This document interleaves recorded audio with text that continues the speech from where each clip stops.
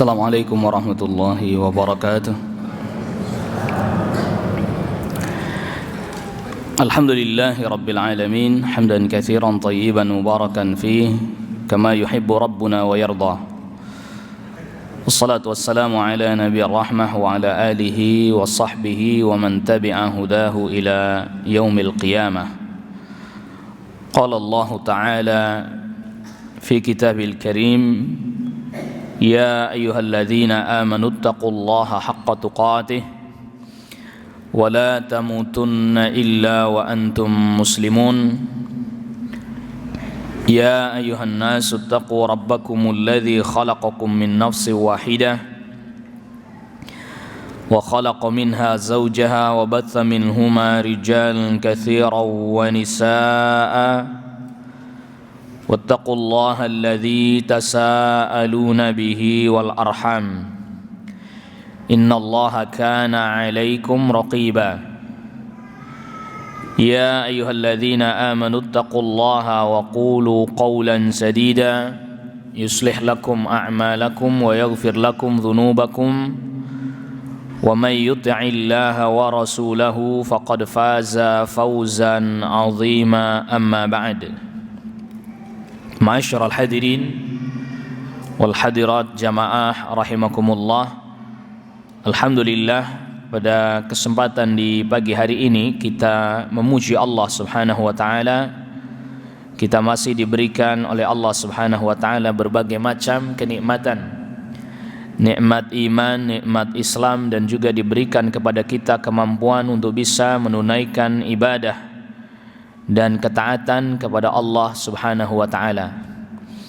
Salawat serta salam semoga tercurahkan dan terlimpahkan kepada Nabi kita, Nabi Muhammad sallallahu alaihi wasallam, kepada keluarga, kepada kerabat, dan juga kepada seluruh sahabat radhiyallahu anhum ajma'in. Ma'asyiral hadirin wal hadirat, di pertemuan kita pagi hari ini adalah merupakan pertemuan yang terkait dengan pembahasan satu kitab yang dikumpulkan di dalamnya hadis-hadis yang menjelaskan tentang usul al-Islam, pokok-pokok Islam, wa qawaiduddin, dan kaidah-kaidah di dalam agama Islam, yaitu kitab Al-Arba'in An-Nawawiyah, dikenal dengan kitab Al-Arba'in An-Nawawiyah, yaitu 40 hadis yang dikumpulkan oleh Al-Imam An-Nawawi rahimahullahu ta'ala.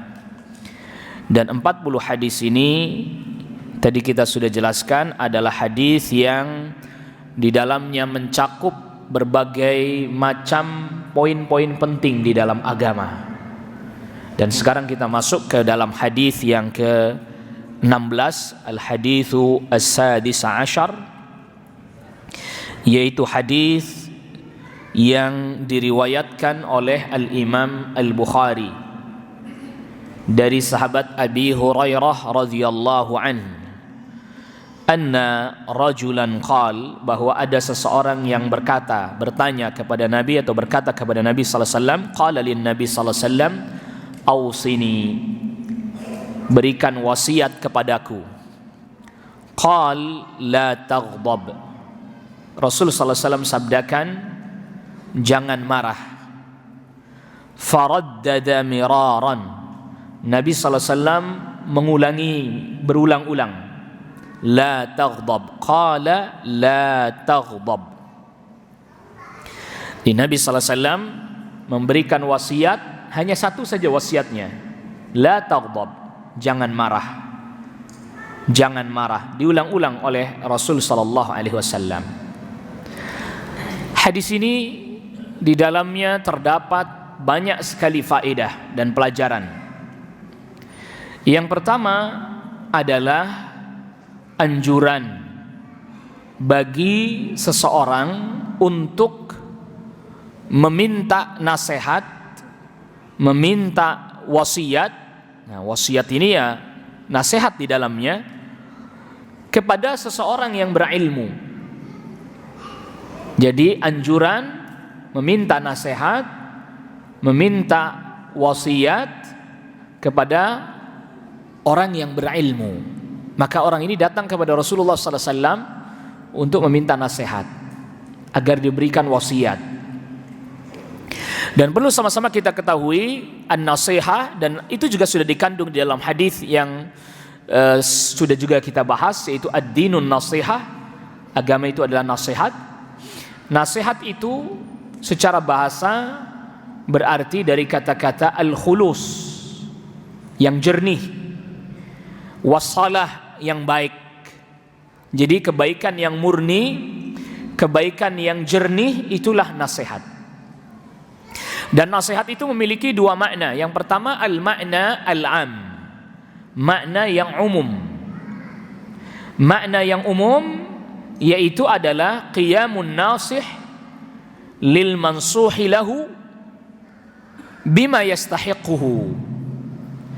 Orang yang memberi nasihat, dia menunaikan apa yang menjadi hak-hak orang yang dinasehati. Ya, orang yang memberi nasihat, dan nasihat itu maksudnya menginginkan kebaikan yang murni. Itu namanya an-nasih, orang yang menginginkan kebaikan yang murni kepada orang lain.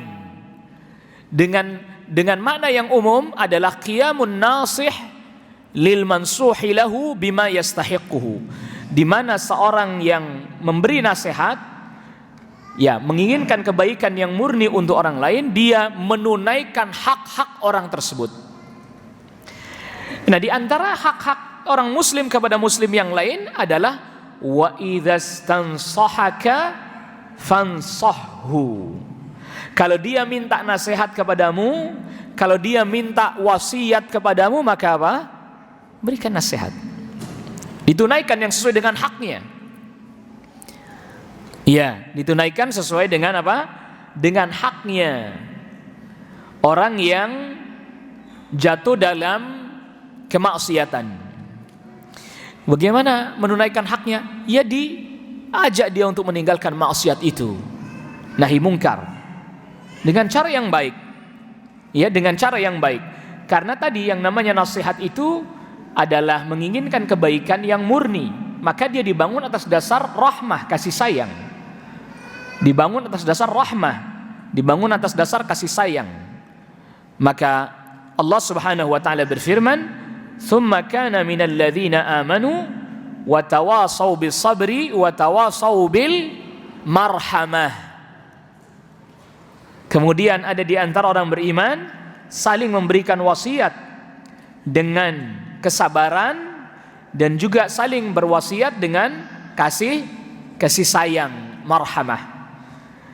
Jadi an-nasihah, al-wasiyah, tawasaw tadi, tawasaw bil haq. Kalau dalam surat Al-Asr, wa tawasaw bil haqqi wa tawasaw bis sabr, saling berwasiat dengan kebenaran, dan saling berwasiat dengan kesabaran. Nasihat, saling menasihati, saling mewasiatkan, saling menasihati, saling mengingatkan. Maka agama ini dibangun atas dasar nasihat. Agama ini dibangun atas dasar saling mengingatkan, saling berwasiat dengan kebenaran, dengan kesabaran, dengan kasih sayang, sebagaimana tadi kita sudah sebutkan. Maka kita apabila mendapati ada saudara kita muslim yang tadi misalnya contoh jatuh kepada apa? Maksiat. Jatuh kepada maksiat. Nah, minan nasiha, termasuk nasihat baginya, kita ingatkan dia bahwa, wahai saudaraku, ini maksiat, tinggalkan, Allah Subhanahu wa taala melarang, dan seterusnya. Dijelaskan kemaksiatan itu, lalu kemudian agar supaya dia meninggalkan. Jadi bukan dibiarin aja, udah biarin aja deh, masing-masing aja deh, sendiri-sendiri aja deh. Itu bukan nasihat. Jadi malah justru minan nasihah adalah tadi yang kita sudah sebutkan definisinya secara umum, qiyamun nasih lil mansuhi lahu bima yastahiquhu. Seseorang menunaikan apa yang menjadi hak orang lain sesama muslim, di antara haknya tadi saling menasihati. Jadi bukan dibiarkan. Ada orang melakukan satu ibadah, lalu kemudian ibadah yang dia lakukan keliru, salah, tidak sesuai dengan aturan, tidak sesuai rukunnya misalnya, tidak terpenuhi syarat-syaratnya misalnya. Dibiarkan atau diingatkan? Dibiarkan atau diingatkan? Minan nasihah, termasuk nasihat ya diingatkan. Anda rukunnya kurang ini, syaratnya belum terpenuhi, wudunya batal, tidak sah, nanti salatnya juga tidak sah. Betul? Ya begitu. Itu nasihat.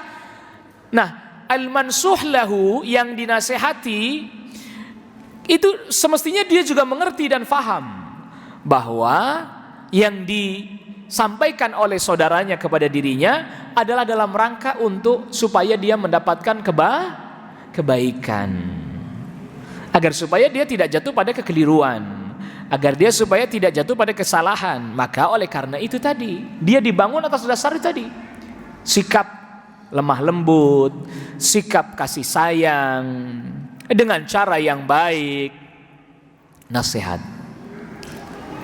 Jadi jangan lantas kemudian juga kadang ada sebagian kita tidak mau menerima nasihat.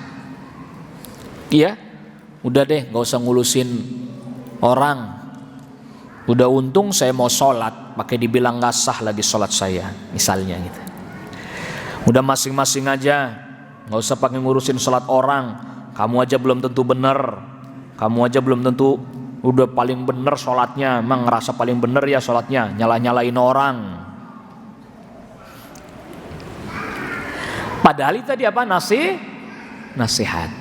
Dan syaitan sangat senang sekali kalau kita tidak mau menerima nasihat. Kenapa? Karena kita jadi nggak pernah baik. Maka tadi ya, nasihat itu maknanya secara umum adalah orang yang memberi nasihat menunaikan hak-hak orang yang dinasihati. Termasuk hak itu, melihat sesuatu yang tidak sesuai syariat, dia nasihati dengan cara yang baik. Tentu tadi makanya asasnya, dasarnya adalah dengan cara yang apa? Caranya cara yang baik apa cara yang buruk? Cara yang baik atau cara yang buruk? Yang baik, dengan penuh kasih sayang atau dengan kasar-kasar aja? Kasih sayang dengan penuh kelembutan atau caci maki, celah-celah? Kelembutan. Siapa yang senang dinasihati dengan cara dicaci dan dicela, di dasar itu ya misalnya ya, gitu. Ada yang berkata, Ustaz, tapi kan Nabi SAW pernah mendoakan suku-suku Ri'al, Zakwan, yang dimana mereka ini adalah suku Rasul SAW pernah mendoakan keburukan. Ya Allah la'natilah Ri'al, ya Allah la'natilah Zakwan. Begitu ya. Itu karena mereka itu tadinya adalah suku-suku yang masih kufur. Lalu kemudian mereka berpura-pura menampakkan keislamannya, minta supaya dikirim oleh Rasul SAW para pengajar Al-Quran. Lalu dibunuh oleh mereka. Maka Rasul sallallahu alaihi wasallam doakan keburukan bagi mereka. Gitu. Nah, itu adalah memperlakukan sesuatu sesuai dengan haknya, Bu. Memperlakukan sesuatu sesuai dengan apa? Sesuai dengan haknya. Mereka sudah melanggar hak yang begitu berat, membunuh dan seterusnya. Tetapi kalau kita nasihati sesama mukmin, sesama muslim, dan mereka kufur, pura-pura iman, pura-pura Islam gitu. Adapun sesama muslim, haknya tetap dinasihati dengan cara yang baik tahapan awalnya, bukan dengan cara mencela, bukan dengan cara merendahkan, bukan dengan cara menghina. Maka saya sangat menyarankan kepada jamaah sekalian ya, terutama juga para pengurus-pengurus masjid, janganlah kalau bisa masjid-masjid apalagi mimbar Jumat dipenuhi dengan celaan, dipenuhi dengan apa? Cacian, hinaan. Wah, itu di mimbar Jumat, wah ini si fulan begini, ini si ini begini.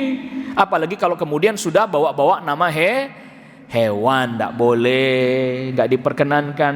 Tanabazu wala tanabazu bil alqab, tidak boleh memberikan julukan, gelar yang buruk sesama muslim.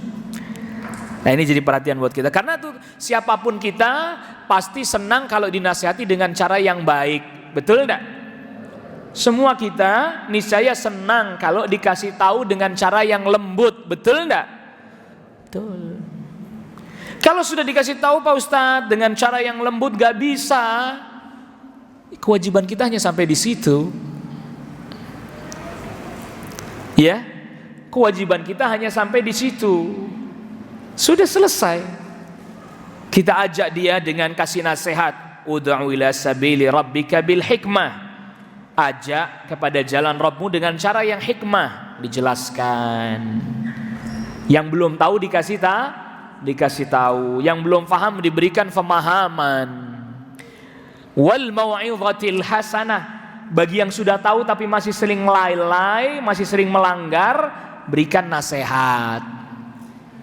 Bagi yang memang membantah, bantah dengan cara yang baik. Wajadilhum billati hiya ahsan, berdiskusi, membantah dengan cara yang terbaik. Kok ternyata sudah ditempuh, hikmah nggak bisa, nasihat nggak bisa, dibantah dengan cara yang baik pun tetap saja nggak bisa, sudah.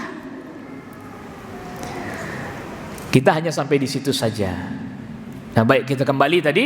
Jadi dianjurkan kita untuk meminta nasihat kepada orang-orang yang berilmu. Ya, meminta wasiat kepada orang-orang yang berilmu, orang-orang yang mengerti betul tentang ilmu syar'i, ilmu agama, ilmu din. Dan ini bagian daripada agama. Sebagian tadi kita telah sampaikan sabda Rasul sallallahu alaihi wasallam, ad-dinun nasihah, ad-dinun nasihah, ad-dinun nasihah. Agama ini adalah nasihat. Nah, saya tambahkan dulu sebelum kita lanjutkan penjelasan tentang hadis ini, bahwa nasihat dengan makna yang khusus. Kalau tadi nasihat dengan makna yang umum, yaitu qiyamun nasihi lil mansuhi lahu bima yastahiquhu. Nah, sekarang nasihat dengan makna yang khusus, yaitu adalah sa'yu an-nasih lil mansuhi lahu bima yakunu fihi salahuhu wa yub'iduhu amma yadurruhu dunyan wa ukhra. Yang namanya nasihat itu adalah upaya dari orang yang mau memberikan nasihat kepada orang yang dinasihati, upaya agar supaya dia bisa mendapati sesuatu yang baik, yang maslahat buat dia, agar supaya dia terjauhkan dari segala yang buruk yang akan menimpa dirinya, baik terkait dengan urusan dunia, terlebih lagi terkait dengan urusan akhirat. Sa'yun nasih lil mansuhi lahu bima yakunu fihi maslahatuhu wa yub'idu amma yadurruhu. Dia berusaha, orang yang memberi nasihat itu adalah orang yang berusaha untuk orang yang dinasihati itu segala sesuatu agar dia bisa dapat maslahat kebaikan dan agar dia terjauhkan dari segala keburukan dunyan wa ukhra, baik dalam urusan dunianya, begitu pula apalagi dalam urusan apa tadi? Urusan akhirat. Jadi dia berusaha agar supaya orang ini dapat kebaikan. Dia berusaha agar orang ini dijauhkan dari keburukan-keburukan, nggak kena keburukan. Nah, maka ketika ada orang datang kepada Rasulullah sallallahu alaihi wasallam di dalam hadis ini meminta nasihat, meminta wasiat, Nabi sallallahu alaihi wasallam berupaya memberikan yang terbaik buat dia, yang bisa mendatangkan maslahat bagi dirinya, baik di dunia ataupun di akhirat.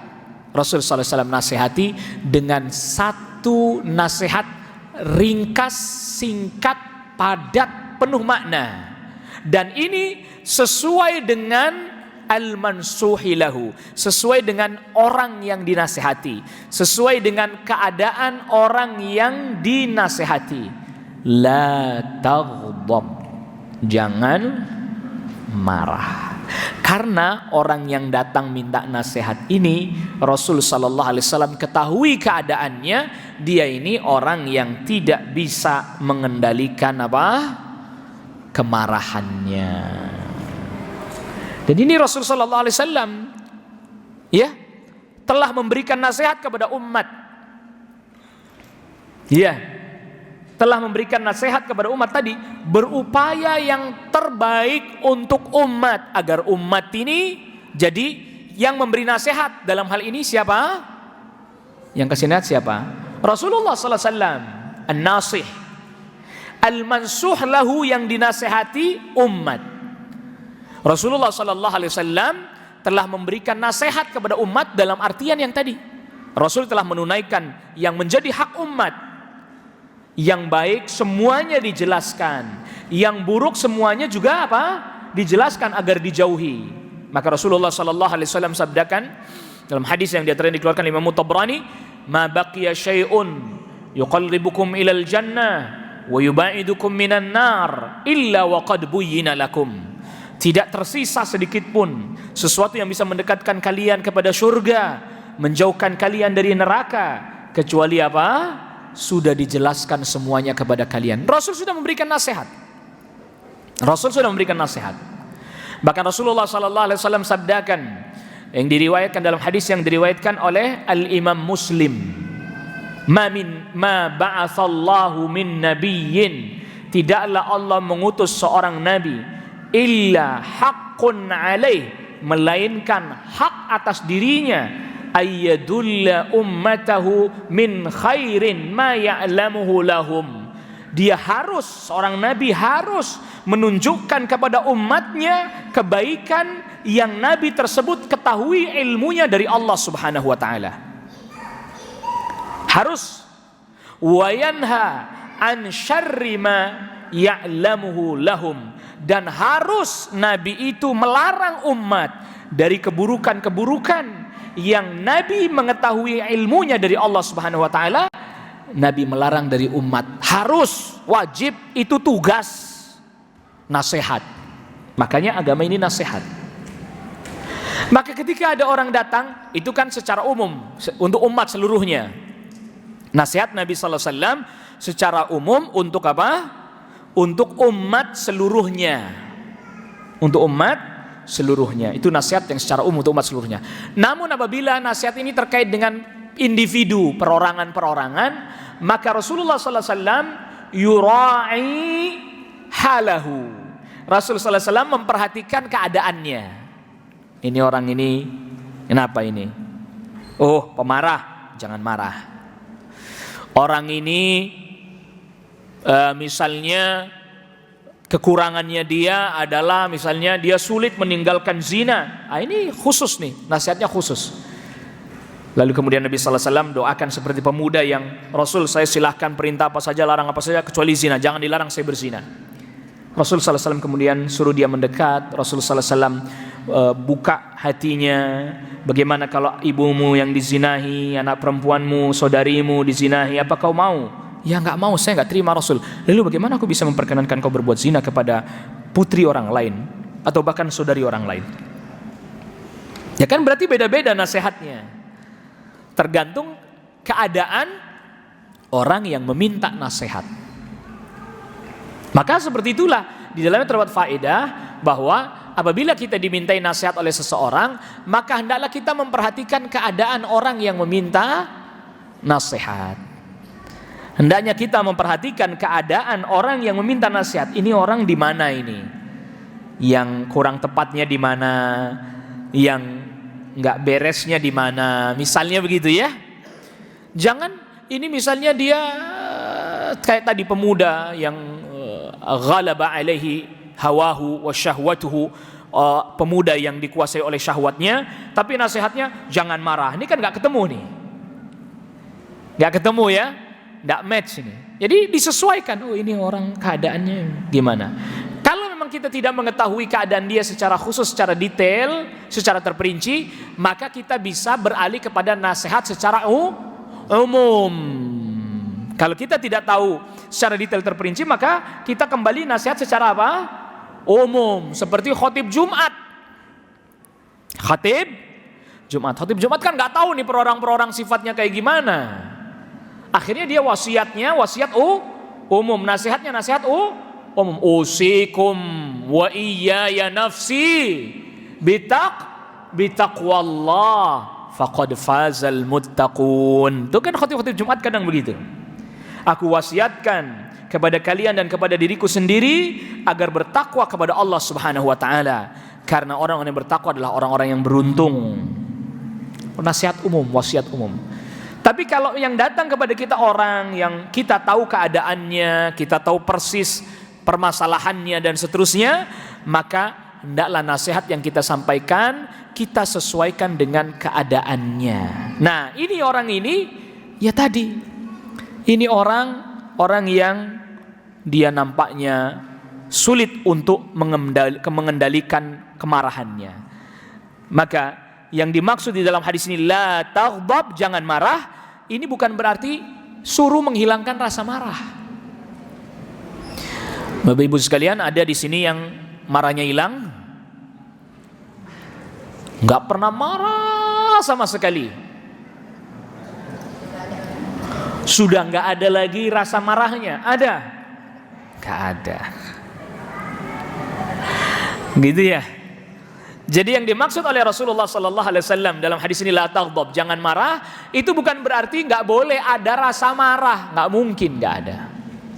Karena ini salah satu bagian daripada sifat yang Allah Subhanahu wa taala tanamkan pada kita. Salah satu keadaan sifat yang Allah tanamkan pada kita, marah. Rasulullah sallallahu alaihi wasallam marah? Rasulullah sallallahu alaihi wasallam marah, Bapak Ibu? Marah. Tapi yang dimaksudkan di dalam hadis ini jangan marah, itu bukan nggak boleh marahnya, kan? Tetapi mengendalikan marah. Yang dimaksud jangan marah di sini bukan kita nggak boleh ada rasa marah sama sekali, nggak bisa itu, karena itu bagian daripada yang Allah tanamkan pada diri kita, quwwatul ghadab. Coba perhatikan, hewan. Dia dapati anaknya diganggu, marah nggak dia? Ayam. Induk ayam punya anak kecil-kecil, diganggu. Lihat apa reaksinya?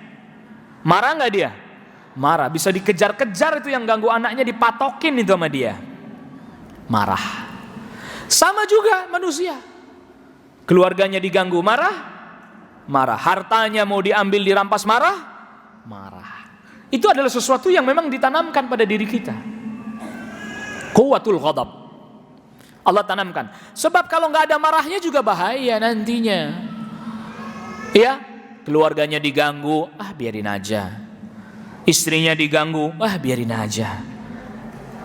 Nggak ada marahnya. Nanti juga nggak bisa disuruh jihad, perang itu nggak bisa. Orang nggak ada marahnya. Syariat jihad nggak bakalan bisa diperintahkan dan ditunaikan. Kenapa? Orang nggak ada marahnya. Perang di medan perang, Pak, udah bunuh saya aja lah, nggak apa-apa. Maka marah itu diperlukan oleh kita. Itu diistilahkan oleh para ulama dengan quwwatul ghadab, potensi marah. Ketika agama dicela, marah nggak orang Islam? Marah dong. Ketika Al-Quran dihina, marah nggak? Marah. Tapi nanti ada caranya. Jangan cuma sampai berhenti di marah doang. Ada caranya, ada aturannya, ada ilmunya lagi. Kan gitu. Kita nggak boleh biasa-biasa aja. Ketika Allah dicela, ketika Nabi SAW dicela, marah. Orang Islam marah. Itu menunjukkan ada kecintaan. Itu menunjukkan ada kepedulian. Di situ maka yang dimaksud oleh Rasulullah sallallahu alaihi wasallam la taghdab di dalam hadis ini bukan yang dimaksud adalah menghilangkan rasa marah dari diri kita, bukan, tetapi mengendalikannya. Maka di dalam hadis yang lain Rasulullah sallallahu alaihi wasallam sabdakan, "Laisa syadidu bis-sur'ah, innama syadidu alladhi yamliku nafsahu 'indal ghadab."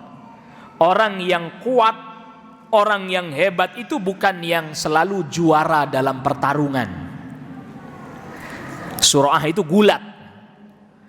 Rasul sallallahu alaihi wasallam pernah bergulat dengan ahli gulat zaman itu, Rukanah. Pernah dengar nih, Bu? Rukanah tuh laki-laki bukan perempuan. Itu pegulat yang tak pernah bisa ada satupun yang mengalahkannya. Rukanah. Gulat sama Rasul sallallahu alaihi wasallam, kalah dia. Bagaimana tidak, Rasul sallallahu alaihi wasallam diberikan kekuatan berlipat-lipat di atas kekuatan manusia biasa. Makanya waktu perang Khandaq, para sahabat lapar, perutnya diganjel batu satu. Ada batu besar di palu, nggak bisa pecah. Rasul sallallahu alaihi wasallam perutnya diganjel batu 3. Iya kan? Berarti lebih banyak lagi, berarti itu, lebih lapar lagi. Sini, Rasul yang pukul pecah, padahal lebih lapar. Karena memang Rasul sallallahu alaihi wasallam diberikan kekuatan lebih daripada manusia lain, manusia biasa. Makanya Rukanah dipiting sama Rasul sallallahu alaihi wasallam, nggak bisa gerak, udah dia nyerah udah. Gulat kan mainnya piting. Tapi tetap Rasul sabdakan, laisa syadidu bis-sur'ah. Orang yang kuat itu bukanlah orang yang selalu menang dalam pertarungan gulat. Orang yang kuat itu adalah orang alladzi yamliku nafsahu 'indal ghadab. Dia mampu mengendalikan dirinya ketika marah. Karena orang kalau lagi marah itu seringkali tidak terkendali ucapannya, nggak terkendali perbuatannya. Masya Allah. Baru saja kemarin sore saya diboncengin naik motor diboncengin. Tiba-tiba ada 2 sepeda motor nyelip sambil klakson kenceng tret gitu kan. Nggak taunya di belakangnya ada lagi motor nyusul lagi, sama juga klakson kenceng juga tret. Ternyata mereka berdua udah kejar-kejaran mungkin ya, karena saya tidak tahu. Ini yang boncengin saya, udah tenang aja, nggak usah terpengaruh ngebut. Wah, udah kejar, berhenti kamu.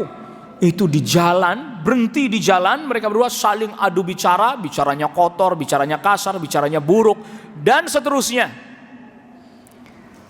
Apa itu pelajarannya? Lihat, tidak bisa mengendalikan dirinya ketika marah. Bicaranya kasar, bicaranya buruk, kata-katanya kotor, dan seterusnya. Dan itu di jalan. Semua orang lihat nggak? Semua orang lihat. Pasti semua orang yang melihat tidak akan mengatakan perbuatan yang seperti itu perbuatan yang hebat. Betul enggak? Pasti nggak ada orang yang akan berkata, wih, orang itu hebat ya, marah-marah di jalan, pakai bahasa kotor lagi, nggak ada. Nggak ada. Pasti semua orang yang jiwanya, fitrahnya lurus akan melihat itu perbuatan tidak pantas. Bahkan kalau orang itu udah reda marahnya, Bu, itu pas inget-inget itu dia malu enggak? Malu enggak dia? Malu. Saya ngomong begitu sih ya. Ya kecuali naudzubillah udah hilang rasa malunya, itu lain cerita itu.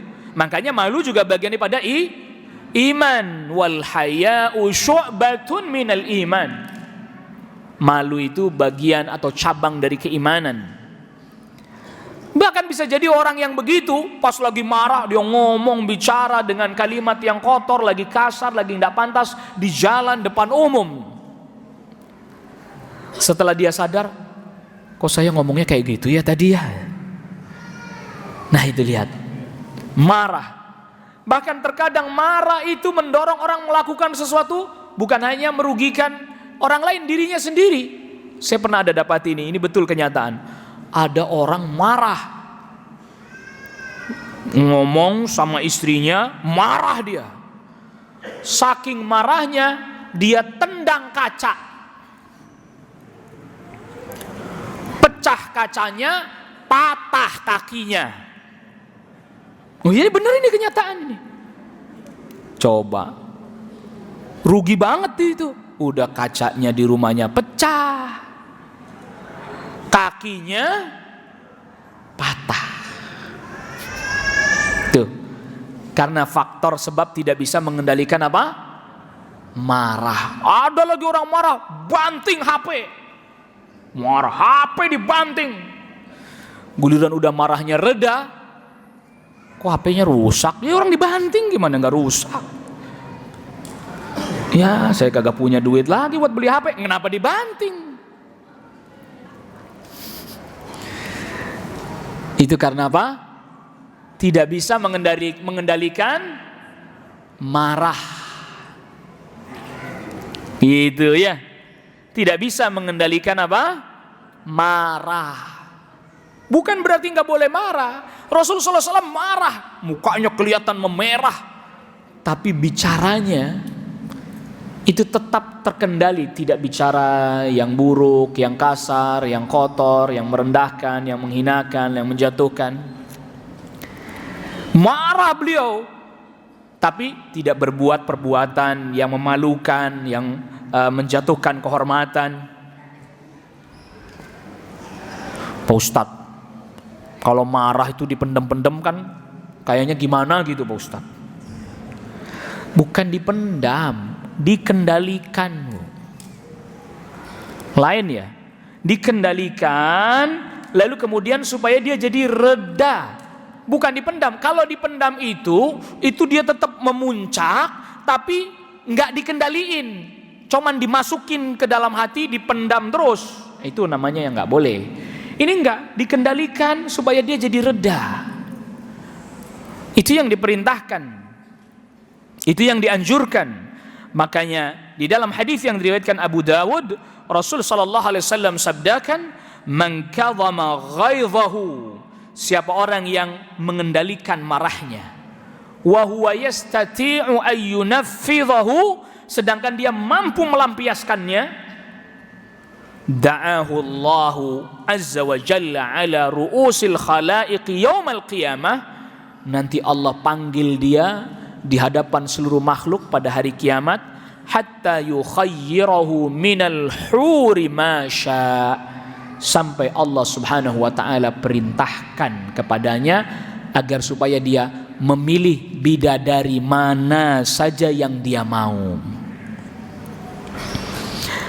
Jadi kalau berdasarkan hadis ini, bapak-bapak kalau mau marah inget-inget aja, wah ntar saya suruh milih bidadari nggak jadi marah deh gitu. Yang ada istrinya, udah marah aja Pak kalau begitu.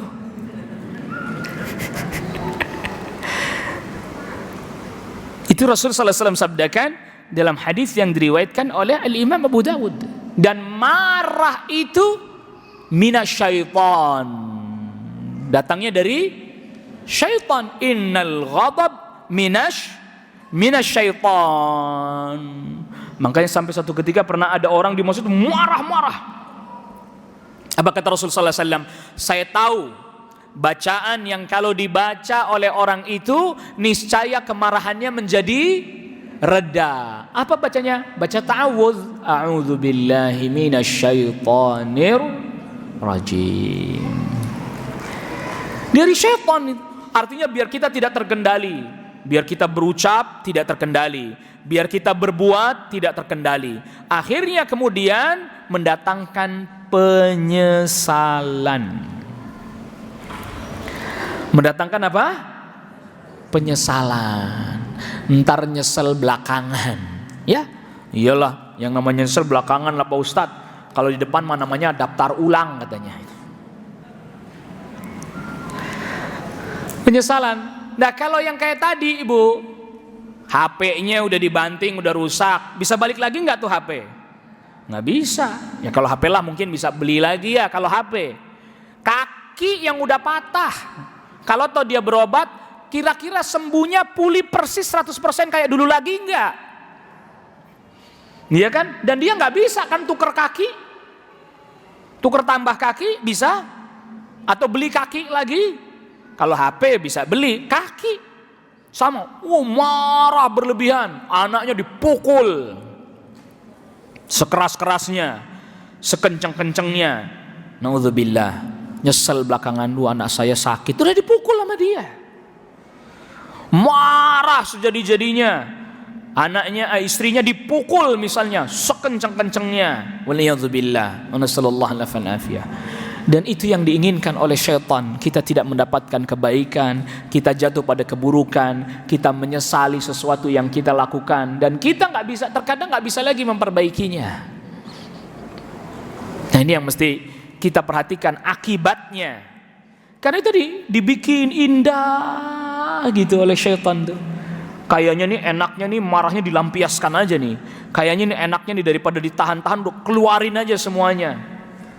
Kayak ibarat kayak bisul katanya.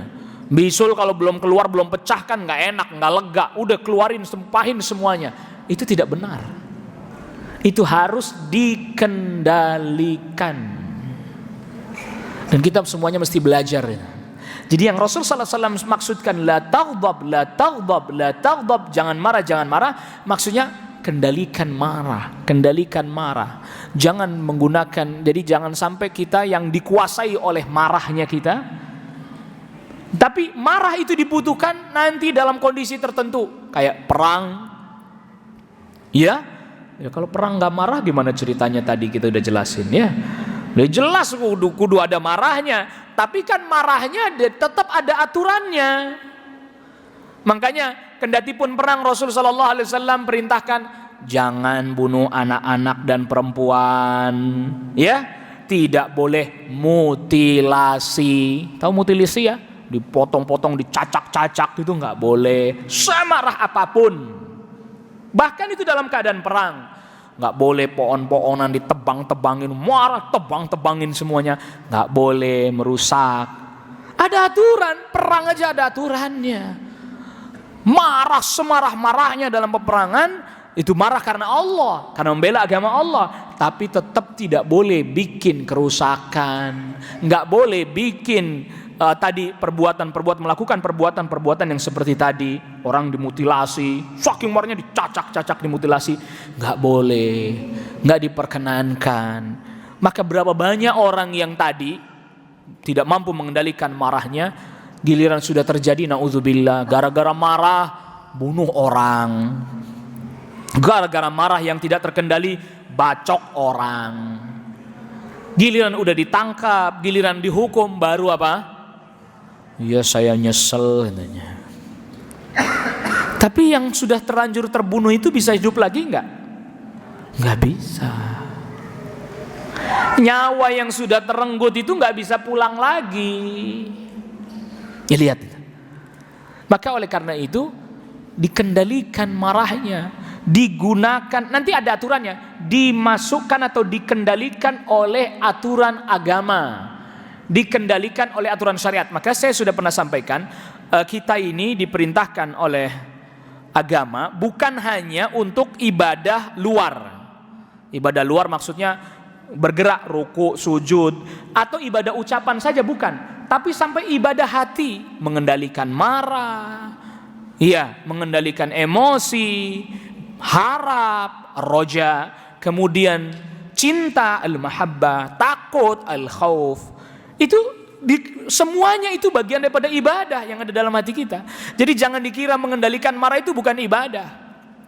Itu bagian daripada ibadah. Mengendalikan marah ditempatkan sesuai dengan aturan syariat. Kapan dibutuhkan marah dan gimana cara mengekspresikan marahnya, itu sampai agama ngatur, syariat ngatur. Ya tadi perang, marah, perang. Ya jelas membunuh lawan, membunuh musuh, tapi tetap tidak boleh. Mutilasi nggak boleh. Memukul wajah nggak boleh. Nggak boleh sengaja mukul wajah, nggak boleh. Tidak diperkenankan. Anak-anak, perempuan nggak boleh dibunuh. Tetap nggak boleh. Kalau orang itu sudah, misalnya dahulu lawan orang-orang kafir, kalau orang itu sudah mengucapkan la ilaha illallah, nggak boleh dibunuh, nggak boleh dibunuh. Jangan, wah ini pura-pura doang nih, bunuh. Nggak boleh. Itu pernah terjadi, dilakukan oleh sahabat Usamah bin Zaid bin Harithah, dan diingatkan oleh Rasulullah SAW. Aqataltahu ba'da an qala la ilaha illallah. Apa kamu tetap membunuhnya sedangkan dia telah mengucapkan la ilaha illallah? Iya Rasul. Apa engkau belah dadanya sehingga kau tahu bahwa dia benar-benar hanya pura-pura mengucapkan itu karena takut dibunuh? Kita nggak diperintahkan untuk itu. Lihat. Jadi marah di medan perang sekalipun ada aturannya. Apalagi cuman marah yang nggak di medan perang. Itu ada aturannya. Masing-masing ada aturan-aturannya. Dia dibutuhkan pada satu keadaan, tapi juga harus diekspresikan dengan aturan. Dia harus dikendalikan dan diredam pada satu keadaan, yang lalu kemudian juga sama dialihkan agar sesuai dengan aturan dan tuntunan. Ini agama yang sempurna. Bukan hanya mengajarkan urusan zahir kita, bahkan juga mengajarkan kepada kita bagaimana cara mengendalikan kemarahan, mengendalikan batin kita. Bagi orang yang mungkin marah pun bertingkat-tingkat, kadar kekuatan kemarahan orang, potensi marahnya orang berbeda-beda, bertingkat-tingkat. Ada orang yang pemarahnya level 70 misalnya, level 80. Ini dikit marah, gini dikit marah, itu dikit marah misalnya. Ada orang yang sedang aja. Nah, yang levelnya lebih tinggi ini usahanya harus lebih besar. Upayanya harus apa? Lebih besar. Maka oleh karena itu ada di dalam Islam yang namanya dia mensucikan jiwa. Maksudnya adalah mengendalikan itu tadi. Di antara maknanya mengendalikan tadi. Jadi jangan marah dilepas semuanya. Marahnya 90 dilepas semuanya, marahnya 70 lepas semuanya, yang nanti yang menyebabkan kita malah jatuh pada penyesalan. Dan berapa banyak datang penyesalan disebabkan karena marah yang tidak terkendali. Dan marah itu pun bisa jadi muncul ataupun sering muncul karena merasa adanya kekuatan, ya, karena merasa punya kekuatan, karena merasa punya kekuasaan, karena merasa punya pasukan yang banyak, pendukung yang kuat misalnya. Ini juga menjadi sebab-sebab potensi-potensi kemarahan itu mudah meledak, mudah meletup. Maka orang yang memiliki fisik yang kuat, orang yang punya kekuasaan, pendukung, bahkan punya harta yang berlimpah, kedudukan yang tinggi, sangat berpotensi apa? Pemarah. Bukan berarti semua orang begitu loh. Makanya saya katakan sangat berpotensi pemarah. Kok ternyata dia punya potensi pemarah dan mampu melakukannya? Mampu melakukannya. Karena tadi kekuatan ada, ya, kekuasaan punya, tapi dia mengendalikannya. Itu yang tadi Rasulullah SAW sabdakan, nanti dipanggil pada hari kiamat di hadapan seluruh makhluk, Allah berikan pilihan kepada dia bidadari yang dia suka. Ada orang marah, pemarah, dia nggak bisa melampiaskannya, ya, badannya lemah, kekuasaan nggak punya, tapi marah, ya, dia nggak bisa melampiaskannya, akhirnya nggak dia lampiaskan. Oh, itu bukan mengendalikan marah, itu memang lemah, nggak bisa berbuat apa-apa itu. Jadi bedakan antara yang itu dengan yang ini. Nah, yang diperintahkan, yang dianjurkan di sini adalah ketika orang memiliki potensi marah dan mampu melampiaskannya, tetapi kemudian dia mampu pula mengendalikannya. Dan ingat, kita tentunya mohon kepada Allah Rabbul Alamin, karena yang memberikan kepada kita akhlak yang baik Allah Rabbul Alamin. Yang memberikan kepada kita mampu mengendalikan segala kemarahan kita juga Allah Rabbul Alamin. Jangan pernah kita juga merasa bahwa murni itu upaya dan usaha kita. Hakikatnya tidak ada kebaikan kecuali atas pertolongan dari Allah Subhanahu wa taala. Tidak ada juga bisa kita menghindari dari keburukan kecuali juga atas pertolongan dari Allah Subhanahu wa ta'ala. Wallahu ta'ala a'la wa a'lam. Ini yang bisa saya sampaikan terkait dengan kajian kita di kesempatan pagi hari ini, yaitu terkait hadis ke-16, yaitu wasiatnya Rasul sallallahu alaihi wasallam, jangan marah.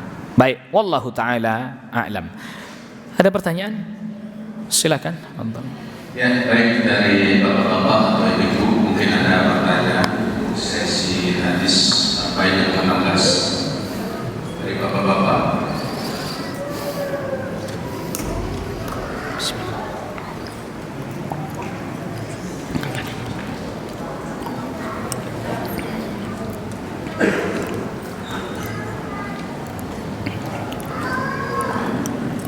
Assalamualaikum warahmatullahi wabarakatuh. Waalaikumsalam warahmatullahi wabarakatuh. Ustaz, mengenai tadi hadis yang jangan marah, saya pernah mengalami situasi di mana terjadi kesalahpahaman antara teman kantor. Saya sudah menjelaskan bahwa hanya salah paham, tapi beliau telah marah dan hampir terjadi ya keributan. Cuman kalau dari saya itu sudah mencoba menahan, tapi situasi saat itu mungkin sudah terdesak, Ustaz. Apakah di situ saya harus membela diri dengan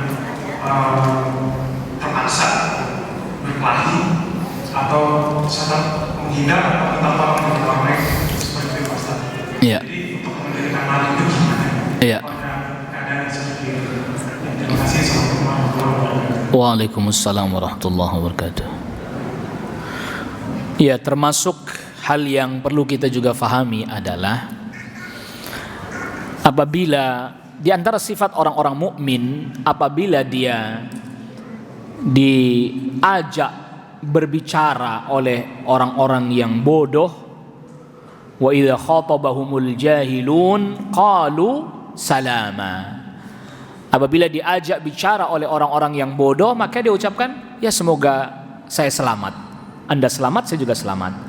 Nah, maksudnya orang bodoh di sini bukan berarti orang yang nggak tahu apa-apa. Orang yang sedang dikuasai hawa nafsunya, dikuasai emosinya, itu dinyatakan sebagai orang yang bodoh. Maka kita jangan ikut kepancing melakukan perbuatan bodoh. Ngerti maksud saya ya? Ya kayak tadi kita udah jelasin, ini mungkin salah paham. Oh, dia marah, udah kita berantem aja, ayo kita selesaikan secara jantan gitu. Jangan kepancing. Orang lagi pula masalahnya cuman masalah salah paham. Iya. Maka di antara faedahnya puasa itu adalah mengendalikan ghadab, kemarahan itu tadi.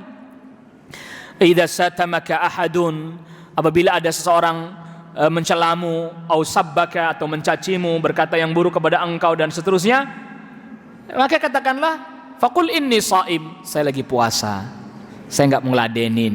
Ah udahlah, saya enggak mau ngeladenin, tinggal pergi aja, enggak usah diladeni. Jangan kepancing, gitu ya. Jangan terpancing dengan keadaan. Karena memang kadang itu kita kepancing dengan keadaan. Ya namanya juga manusia, Pak Ustadz. Iya tentunya. Manusia tuh gak usah sama manusia lain. Ame batu aja kepancing kita marah, Pak. Jalan nih, nyandung batu, marah kita, kepancing batu, gak ngapain. Dasar batu, padahal gak ngapa-ngapain tuh. Sama batu aja kita kepancing marah, lewat nyandung batu. Batu gimana sih? Lah dia mah di situ, kitanya aja jalannya kagak. Jadi batunya yang disalahin. Sama batu aja kita kepancing marah, apalagi sama orang. Itu tadi, ya memang jangan kita ikut kepancing. Termasuk tadi perbuatan, ya disilakan perbuatan orang bodoh itu adalah itu tadi. Kita gampang sekali kepancing emosinya, bertengkar di jalan, teriak-teriak di jalan, bicara yang nggak pantas di jalan, ya itu seringkali kita dapati itu, seringkali dapati di jalanan tuh. Ini dikit, apa lo? Matanya sambil melotot, masalah buat lo katanya. Astagfirullah. Ini orang nyarap mercon kali ya. Pagi-pagi, ya namanya orang penuh, biasa lah ya. Ya saling memaafkan lah, oh maaf gitu ya kan. Atau kesenggol, namanya orang lagi jalan ya Pak ya. Ya Bu ya, motor tuh kan tahu sendiri kalau pagi hari kerja motor, mobil, wah penuh. Ngapa? Ngapa? Matanya taruh di mana katanya? Astagfirullah. Pagi-pagi belum nyarap dapat mata. Kalau nyarapnya mata sapi enakan ini. Matanya di mana? Astagfirullah. Jangan kepancing ini. Baik. Ini ibu-ibu, masya Allah pertanyaannya panjang-panjang ini Bu. Ini dijawabnya di website aja ya. Iya ini ibu-ibu pertanyaannya panjang-panjang.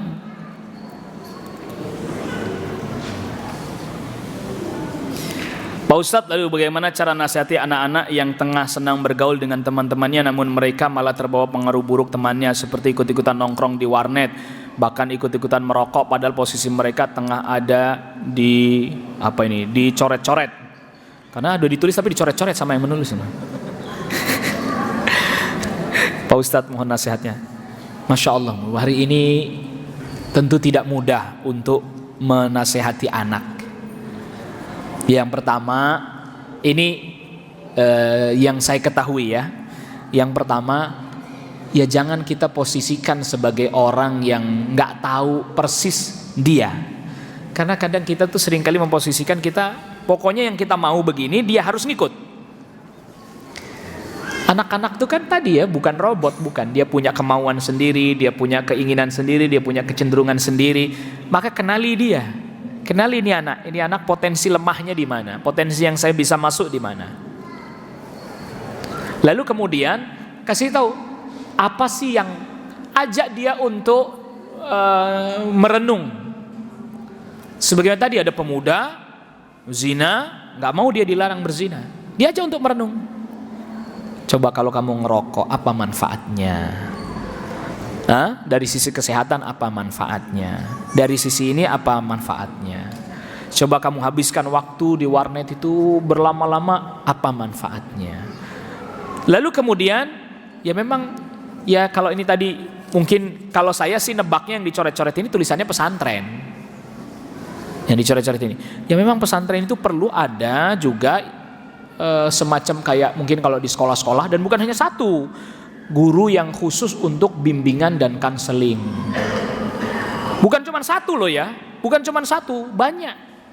Yang nanti dia bukan hanya sekedar nunggu anak-anak itu bermasalah, dari awal potensi masalahnya udah bisa diperkirakan. Oh ini potensi masalahnya 1, 2, 3, 4. Si fulan, bapaknya ini, ibunya ini, rumahnya di sini, alamatnya di sini, sekolah SD-nya di sini misalnya. Bisa diprediksikan. Memang tidak mudah hari ini, dan ini butuh sesi panjang ini untuk menjelaskannya. Pak Ustadz, saya mau bertanya. Pertanyaannya ada benar umur umat Islam tidak sampai 1500 tahun? Tidak ada hadis sahih menjelaskan itu. Tidak ada hadis sahih yang menjelaskan tentang hal itu.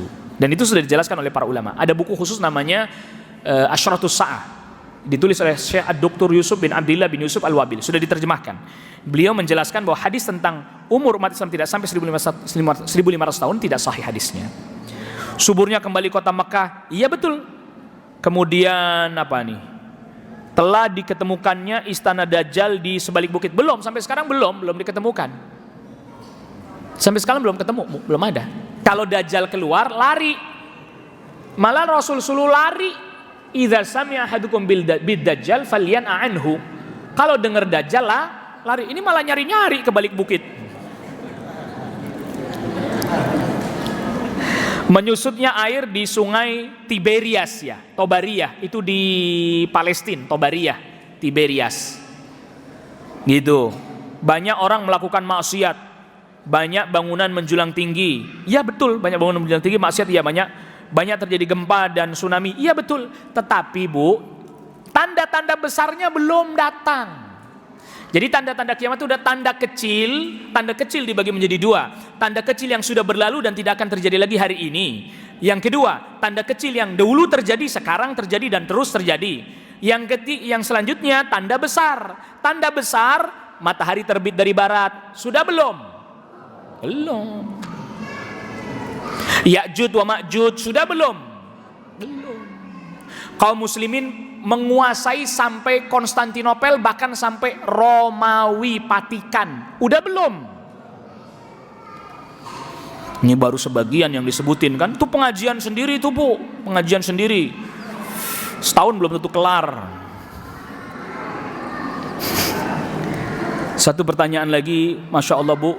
Pertanyaannya panjang, jadi mohon maaf saya nggak bisa bacanya sampai selesai nih.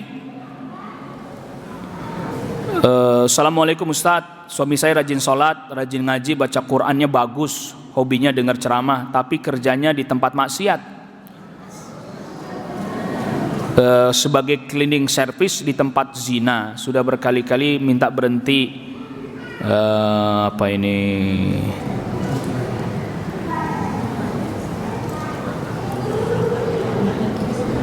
Akhirnya saya marah, suruh berhenti, nggak mau mungkin gitu ya. Saya berniat menggugat cerai. Jadi begini, pertama tentu ya nasihat pelan-pelan, bicara baik-baik. Bu, gini Bu ya, wanita itu punya senjata ampuh buat laki-laki. Senjata ampuhnya apa? Ngerengek. Loh iya, bukan marah-marah. Kalau marah-marah itu laki-laki, itu marah-marah. Kalau perempuan itu ngerengek, ngerengek-rengek, rayu-rayu gitu. Saya khawatir Mas, nanti kamu nih masuk neraka, nanti kita nih nggak jumpa lagi di surga. Gimana coba? Coba deh renungkan lagi gitu. Jangan marah-marah, karena kalau marah-marah, Bu, laki-laki itu pemimpin. Istri itu rakyatnya, ibarat aja ya, rakyatnya.